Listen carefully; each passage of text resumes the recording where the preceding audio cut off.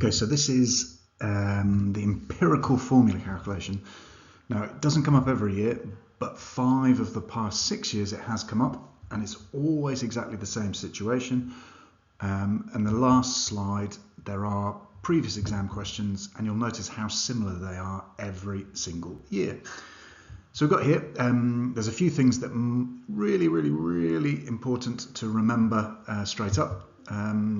So the thing you need to keep in your head is the result, which is usually in grams, could be a percentage, but it's almost always in grams, divided by the atomic mass. Now, even if you don't understand what that means, that's a phrase that you need to remember. So the result, which you get in the question, divided by the atomic mass, which you also get in the question. And this will give you a number.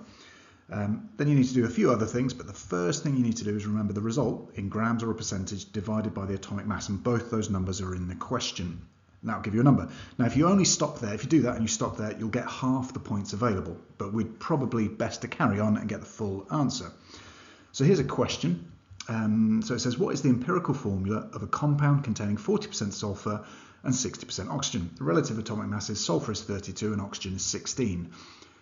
So we know the first phrase, the result divided by the atomic mass. So here for sulfur, and we need to do it for each element, sulfur is 40% divided by 32. You get a calculator in the exam, so you can just put those into your calculator. So 40 divided by 32, and that gives you 1.25. For oxygen, we've got 60%, and we divide that by 16, the relative atomic mass of oxygen, and we get 3.75. So we've got two numbers. Now, if you've done that, you've got half the points, even if you don't know what you're doing, or what that means. Now, the next step is a bit weird, but it's pretty logical after you've done it a couple of times. So the next step is take these numbers, the 1.25 and the 3.75, and this calculation, obviously, that we've got so far, that gives you the most points. But the next bit is you take those numbers, 1.25 and 3.75, and you have to identify which one is the smallest. In this context, with sulfur and oxygen, the smallest number there is 1.25. 1.25 is definitely smaller than 3.75.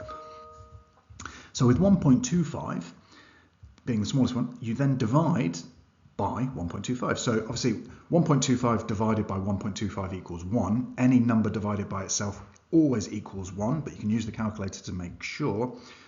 And then you take 3.75 and you also divide that by 1.25. So divide both numbers by the smallest number that there is there. Now 1.25 divided by 1.25 gives you 1, and 3.75 divided by 1.25 gives you 3. So we now know that there is 1 sulfur atom and 3 oxygen atoms, and we write that as S. We don't need to write the 1, so S on its own, and O3 because there are 3 oxygens, and that is how you get the empirical formula. Now we'll have a look at a few more. So for example, if you've got a compound and it has 23.3% magnesium, 30.7% sulfur and 46% oxygen, what is the empirical formula? And we've got our relative atomic masses. Magnesium is 24, sulfur is 32, and oxygen is 16. You always get these numbers.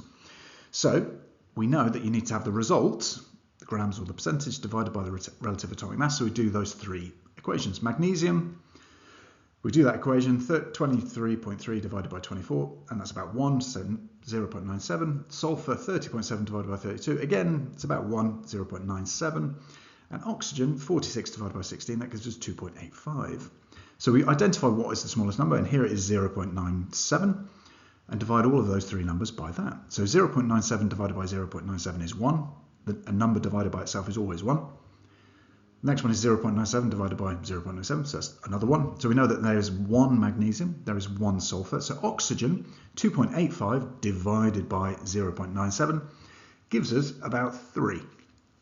More or less, 2.97. So we know that there are 3 oxygens. So to write that down as an empirical formula, there's 1 magnesium, so we just write Mg, magnesium. There is 1 sulfur, so we write S, because there's only 1 of them. And for oxygen, there are 3, so we write O3. And that is the empirical formula. Now here are genuine exam questions from 24, 23, 20, 19 and 18. There's also one from 2022, but considering that you're going to do that paper on Friday, we don't put it in.